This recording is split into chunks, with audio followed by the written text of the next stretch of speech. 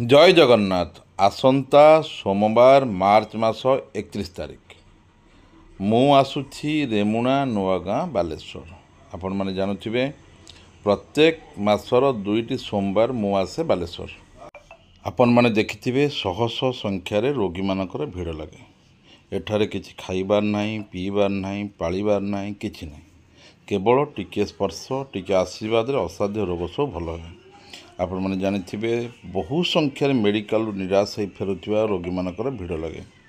आ चमत्कारी भाव में से भल हो जाती। आपण माने भिडियो देखिथिबे।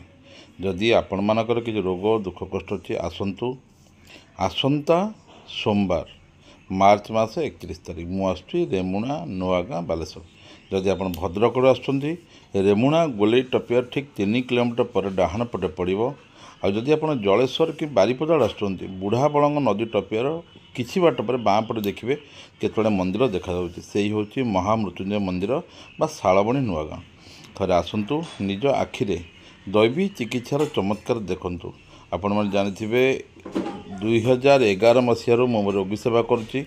ओडिशा नुहे इंडिया नुहे बाहर देश को भी जाए सेठार भी रोगी सेवा करे। आपण माने जानिथिबे किछि दिन तले मु कुंभमेला को जाइथिली जोठी चमत्कारी दैवी चिकित्सा आगे समस्त नतमस्तक होते।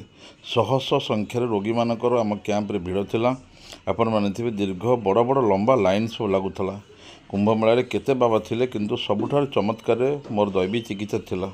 आपण माने आसंतु निजे अनुभव करंतु, निजे परीक्षा कर देखंतु दैवी शक्ति रे केबे असाध्य रोग सब भल हो जाए।